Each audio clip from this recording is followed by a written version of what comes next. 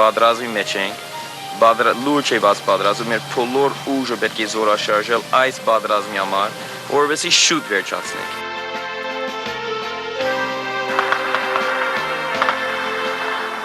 Ես համոզված եմ, յուրաքանչյուր ժողովուրդ իր պատերազմը գոնե մի անգամ պետք է մինչև վերջ տա, չի կարելի անդադ, որ մենք պետք պատերազմների կեսին հոգնենք։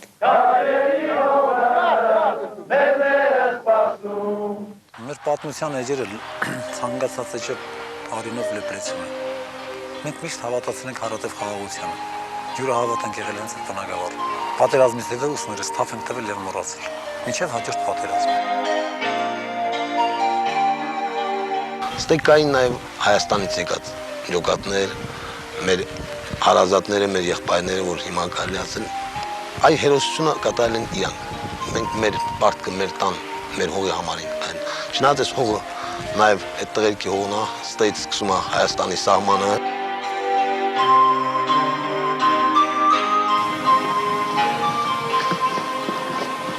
Ասա, երբ որ պատրաստ կնեք, ես Շատ ու շատ տղաներ շատ հաճախ ասում են «Էլ չենք գնա, էլ չենք անի», բայց և գիտեմ ուրիշ բան, ով բոլորից շատ ասում «Էլ չեմ գնա», առաջինը ինքն է գնալու։ Դու եք թվում։ Ես էլ եմ թվում, որտեղ հերիք է վաղը միսօր հերոստացությունով մի հատ հայտարարություն, որ թուրքը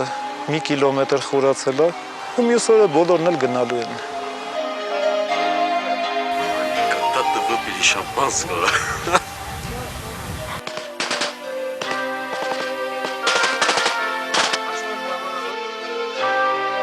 Պատրաստում, որովհետև դա այդ նեղացածները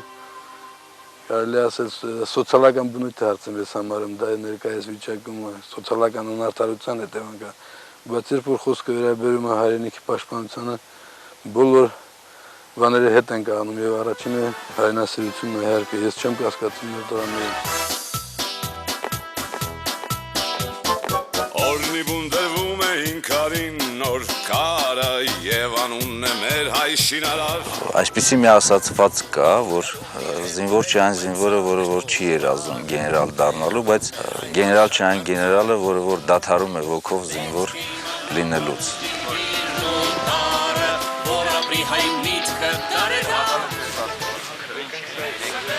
Բանակի հզորությունը չափելու համար միջազգային չափանիշներ կան, պատկերավոր ասենք դա երկու փակագծի արտադրյալ է։ Մի փակագծի մեջ գրում ես քո ազգային եկամուտը, ինչքան բանակի անձնակազմի քանակը, քանի տանկ ունես, ինքնաթիռ ունես, զորք, զինամթերք, մյուս փակագծի մեջ գրում ես թե այդ ժողովուրդը ինչ կամով է գոհ մարդկային գործոնը, ինչ կամով է հավատում իր երկրի ապագայի։ Հակամարտությունների մեջ դու ոչ միայն իդեալների մասին պետք է խոսաս, թե դու ինչ ուժեղ պետք է ունենաս, դու հակառակորդից պետք է ուժեղ լինես։ Ես կարծում եմ, որ նույնիսկ այս վիճակում մեր երկրորդ փակագիծը Ադրբեջանի երկրորդ փակագծից դեռ բարձր է։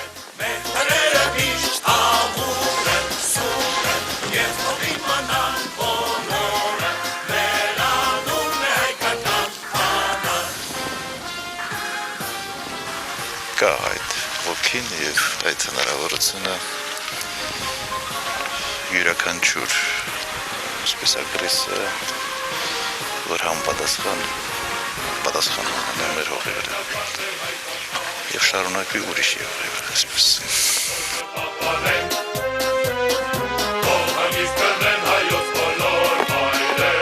Մեզ պատերազմով սպառնացողներին մենք հիշեցնում ենք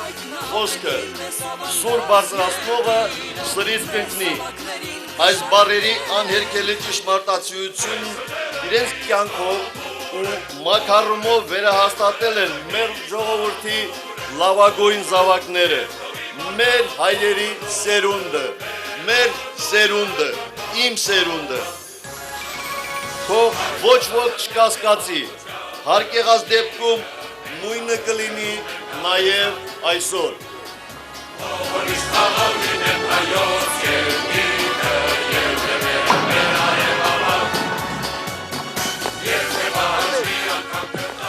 Միշտ պատրաստ։ Այդ ուղղությամբ վրա աշխատանք է։ Մենակ հայրենիքի օգնին։ Իմ pedagogical շահերին գտնողին նա իմ թշնամին է։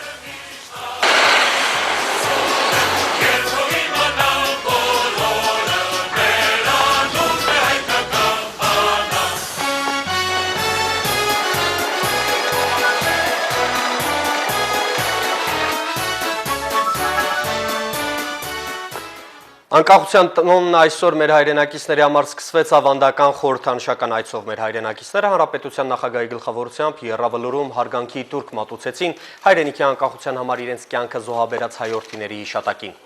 Եռաբլուրում էին հայկական երկրորդ հանրապետության նախագահ Բակո Սահակյանը, երկրի աշխարհիկ եւ հոգեվորական ընտրանին, բազմաթիվ քաղաքացիներ, ազատամարտի մասնակիցներ։ Նրանք ծաղիկներ են դրել սպարապետ Վազգեն Սարգսյանի շիրիմին։ Այնուհետև երկրի ղեկավարը զրուցել է քաղաքացիների հետ, իսկ վերջիներս անկախության տոնի առիթով շնորհավորական խոսքեր ուղղել նախագահ Սարգսյանին։ Անկախության 19-րդ տարեդարձի առիթով արիության եւ մարտական ծառայության համար Գարեգին Նժդեհի, Մարշալ Բաղրամյանի, Վազգեն Սարգսյանի անվանական մեդալներով են այսօր պարգևատրվել զինված ուժերի զորամասերի հրամանատարները, սպաներ ու շարքային զինծառայողներ։ Ընդհանուր առմամբ պաշտպանության նախարարության գերատեսչական պարգևների են արժանացել շուրջ 650 ազատամարտիկներ ու զինծառայողներ։ Ավելի քան 100 ազատամարտիկ ու զինծառայող պարգևատրվել է Հայաստանի Հանրապետության նախագահի եւ պաշտպանության նախարարի պետական պարգևներով։ Անդրադառնալով անկախության նվաճման գործում ազատամարտիկների անմոռանալի դերակատարությանը, Սեյրան Օհանյանը համոզմունք է հայտնել, որ այսուհետ եւս ազատամարտիկներն ու զինծառայողները կլինեն պետության ուշադրության կենտրոնում, քանզի նրանց փորձի շնորհիվ է, որ այսօր ունենք կայուն բանակ, որն անկախության առաջին գրավականներից է։ Հայրենիքին ծառայելը պատվաբեր է բոլոր ասպարեզներում, սակայն անհարավեր պատվաբեր եւ պարտավորեցնող է մեզ բոլորիս համար։ Այս զինվորականությունը քաշ գիտակցություն է, որ իրեն է վստահված պաշտպանելու անկախության ամենաթանկ նվաճումը, նորաստեղծ պետության սահմանների անվտանգությունը ցանկացած ոտնձգությունից։ Պարգևատրվել եմ գերատեսչական մեդալով Վազգեն Սարգսյան, ել ավելի է պարտավորեցնում, որպեսզի մեր անկախ Հայաստանի համար մատուցենք ավելի բարձր ծառայություն, լինենք ավելի զգոն, որպեսզի կարողանանք պաշտպանենք մեր ձեռք բերած անկախությունը։ 1991-ի սեպտեմբերի 21-ին հայ ժողովուրդը միաձայն այո ասաց մի փաստաթղթի, որը անկախ պետության իրավական հիմքն էր։ ԽՍՀՄ կազմից դուրս գալու ու անկախ պետականություն հիմնելու հանրաքվեն անկախացման դժվարին գործընթացի պաշտոնական սկիզբներ միայն։ Ամեն ինչ պետք է արվեր սեփական սխալների վրա սովորելով։ Այդ քվեաթերթիկն էր, որոնցով փաստորեն մեր ժողովրդի ճակատագիրը որոշվեց։ Համաձայն եք, որ Հայաստանի Հանրապետությունը լինի անկախ ժողովրդավարական պետություն ԽՍՀՄ կազմից դուրս, այո, ասաց 2,46,000 քաղաքացի։ Դա սովորական քվեարկություն չէր, մի հատ խորհրդավոր բան էր զգացվում։ Այդ ոչ սովորական օրը Հայաստանում էին 117 միջազգային դիտորդներ 25 երկրից, ոչ մի բացասական արձագանք։ 117-ն էլ միանշանակ ֆիքսել էին, որ բարձր ոգեության պայմաններում անցավ, հաճելիորեն ամբողջ ժողովուրդներ մասնակցում։ Հասնել լիակատար ինքնուրույնության 103-րդ օկրուգի պատգամավորության թեկնածու Մանուկյան ընտրողներին հենց սա էր խոստացել։ Հետո արդեն անկախ Հայաստանի առաջին վարանոտ քայլերն էին։ Այն, ինչ որ արվում էր այդ օրերին, ամեն ինչ առաջին անգամ էր։ Արա Սահակյանը հիշում է մինչև սեպտեմբեր 21-յան իրադարձությունները, նախ կասեցվեցին խորհրդային սահմանադրության այն դրույթները, որոնք հակասում էին անկախության հռչակագրին։ Արմատական քայլերից էր զինվորական ծառայությունը Հայաստանում անցկացնելու մասին Գերագույն խորհրդի որոշումը։ Առանցքային էր սեփականության հարցը։ Հայաստանի Հանրապետությունը որպես պետական միավորում պետք է արձանագրեր իր պետական սեփականությունը եւ մենք միակողմանիորեն մեր տարածքում գտնող սեփականությունը հայտարարեցինք մեր ժողովրդի ունեցվածքը եւ դադարեցրինք ԽՍՀՄ կենտրոնական բյուջե կատարվող բոլոր մուծումները։ Անկախ պետության առաջին քայլերից էր նաև տոնական համաներումը, որ տարածվեց 3000 քաղաքացիների վրա, նաև կանանց, որ բանտերում էին, ասենք, թրակշռումների պատճառով։ Գնում էի Հայաստանի շահը, ներկայացնում էի, ասում էի, մեր աչքը լույս լինի, բարձրացնում էի երակույն դրոշ, դա հսկա հուզականություն եւ պատասխանատվություն է։ Սկսնակ պետության սկսնակ դիվանագիտությունն իր առաջին քայլերն էր անում 1 ֆաքսով ու 5-6 հոգանոց աշխատակազմով։ Առաջին գործուղումներին առաջին արտգործնախարարը ինքնաթիռի էկոնոմ կլասում էր եւ միայնակ։ Հարուստ պատմական քաղաքակրթություն ունեցող Հայաստանը, որ ապրել է պատմական բազմաթիվ ողբերգություններ, հայրենազրկում, վերականգնում է իր պետականությունը եւ վերադառնում է միջազգային հանրություն։ Այս եւ նաեւ Լեռնային Ղարաբաղի ինքնորոշման անհրաժեշտության մասին արտգործնախարար Ռաֆի Հովհաննիսյանը բարձրաձայնեց ՄԱԿ-ի ամբիոնից այստեղ 92-ի մարտի 2-ին բարձրացվեց հայկական եռագույնը։ Մեր դրոշը, որ բարձրացվեց ՄԱԿ-ի շենքում 92 թվականի մարտի 2-ին, երկար դարեր այստեղ ձածանվելու է։ Հայաստանը վերադարձել է միջազգային հանրություն։ Անկախության առաջին տարում Հայաստանը դիվանագիտական հարաբերություններ հաստատեց 100-ից ավելի երկրների հետ։ Հայաստանի անկախությունն առաջինը ճանաչեց Լիտվան։ Բարեբախտաբար Լիտվան, Արամ Մանուկյանը հիշում է, երբ մի քանի հոգով գնացին Մոսկվա աշխարհի դեսպանատների դուռը բախելու, թե անկախ երկիր ենք, ճանաչման կարիք ունենք։ Ամենաջերմ ընդունելությունը Մոսկվայում Իրաքի դեսպանատանը գտան։ Մենք շփոթվեցինք, դա սկանդալ էր, եթե հանկարծ Հայաստանի անկախությունն առաջինը Իրաք ճանաչեր, էլ ոչ մի երկիր չէր ճանաչի։ Հայաստան պետության ճանաչման գործն առաջ գնաց եւ որպես ճանաչված պետության արտգործնախարար Ռաֆի Հովհաննիսյանն առաջինն այցելեց Իրան, իսկ Հայաստանի առաջին դեսպանատունը Ռուսաստանում էր, այնտեղ Լազարյան Ճեմարանի պատմական շենքի մեր ներկայացուցչության շենքի վրա բարձրացվեց եռագույնը։ Հետո դեսպանություն Լոնդոնում առաջին դեսպանը Արմեն Սարգսյան, բայց արդեն արտգործնախարարի հրաժարականից հետո։ Ես դեսպանատան բացման մասնակից չեղա, բայց ուրախ էի, որ այսպես մեր սերունդը այդ սերմերը ցանեց եւ հետո ծաղկեց դեսպանությունների այդ շարանը։ Բոլոր ոլորտներում առաջին քայլերը հիմա արդեն ռոմանտիկ են թվում, նույնիսկ աշխատանքի միջազգային կազմակերպության անդամակցությունը։ Սոցիալապարաչին նախարարը հիշում է իր սփոփանքի խոսքերը ուղղված քաղաքացիներին։ Հաղթանակից հետո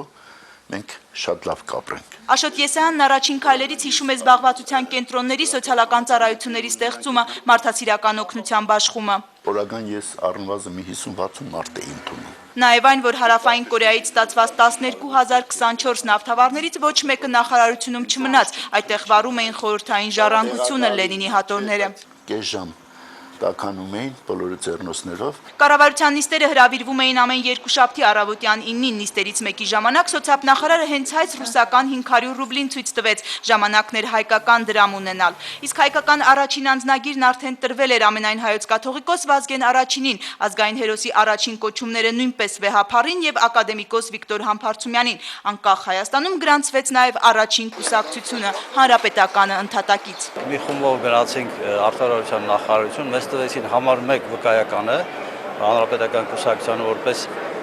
անկախ պետությունում գրանցված քաղաքական ուժ։ Անկախ Հայաստանի մշակույթի նախարարը մշակութային քաղաքականության տնտեսական կողմին է անդրադառնում։ Մղձավանջային խնդիրներ։ Մշակութային քաղաքականությունն անհնար էր առանց դիժոկի եւ ինքնաթիռների տուրբինների, դրանցով ջերմանում էր հանդիսատեսը, իսկ հայկական մշակույթն առանձին աշխարհին ներկայացնելու առաջին փորձը Բոխումում էր։ Բելարուսիայից ինքնաթիռ բերեցինք եւ 38 տոննա բերք տարանք Գերմանիա։ Առաջին անգամ հայկական գեղանկարչությունն ու քանդակը, խաչքարերն ու մշակույթի այլ նմուշներ ներկայացվեցին դրսում։ Նախարարի առաջին պաշտոնական այցը 92-ին էր Թուրքիա։ Մեզ ընդունեցին շատ պոմպեզ կերպով։ Տարիներ առաջ էլ քննարկված թեման Աղթամարի Սուրբ Խաչ եկեղեցու նորոգումն էր հայ մասնագետների մասնակցությամբ։ Սուրբ Խաչը նորոգված է, խաչի տեղադրման բանակցությունները շարունակվում են։ Սուսան Բադալյան, Արմեն Անդրասյան, Հայլուր։ Անկախության 19-րդ տարեդարձի առիթով Արցախի Հանրապետության նախագահ Բակո Սահակյանը շնորհավորելով աշխարհասփյուր հայությանը անկախ պետականության կերտման ու զարգացման, հայրենի երկրի շենացման ու բարգավաճման, ժողովրդավարական արժեքների ամրապնդման ու զարգացման ճանապարհը պատվով հաղթահարելու համար մաղթել է տոկուն կամք ու անսասան ոգի, սրտացավ ու հոգատար վերաբերմունք հայրենիքի հանդեպ։ Այսօր Հայաստանում, Արցախում ու Սփյուռքում տոնում ենք մի պանծալի իրադարձություն, որը հիմք դրեց մեր ժողովրդի դարավոր երազանքների ու ազգային նպատակների իրականացմանը։ Արցախի ղեկավարը մաղթել է խաղաղություն, բարօրություն եւ հաջողություններ իբարս Հայաստանի Հանրապետության պայծառ ու լուսավոր ապագայի։ Անկախ երկրի առաջին պատմական հաղթանակը Արցախի ազատագրումն էր։ Անկախությունը, ընտրություն, այդ հաղթանակին հասնելու ճանապարհի մի մասը։ Ազգային նպատակներ ունեցող ժողովուրդը պետք է կարողանար միջազգային ամենաբարձր ամբիոններից շեփորահարել իր ողբերգության կորուսյալ հայրենիքի մասին։ Սփռված հայության թիկունքն առաջին անգամ պաշտպանեց ազատ ու անկախ պետությունը։ Անկախության ճանապարհին ընդամենը 19 տարվա քայլ ունեցող ժողովուրդը շարունակում է հաստատ հետապնդել ազգային նպատակների իրականացումը քայլ առ քայլ։ Հայրենիքը իմ կյանքի հետ չի վերջանում։ Տարիներ առաջ այսպես է վերաձևակերպել Մարկեսին Աղասի Այվազյանը, ավելացնելով «Սրանից է ծնվում երկրի հզորությունը»։ Այս գաղափարի արմատավորումը յուրաքանչյուրիս գիտակցության մեջ մեր լինելիության երաշխիքն է։ Որն էր այն հիմնարար եւ անսակարկելի նպատակը, որը ստիպեց անկախություն բառն անգամ վախվորացությամբ արտաբերող մարդկանց քվեարկել հանուն դրա։ Հայ ժողովուրդը նախ եւ առաջ դեմ քվեարկեց ստրկությանը, դեմ քվեարկեց բռնապետությանը, դեմ քվեարկեց Հայաստանի պետականության ոչնչացմանը եւ դեմ քվեարկելով այդ բացասական երևույթներ ինքը կողմ քվեարկեց իր ինքնության կայացմանը, Հայաստանի անկախության պետականության կայացմանը։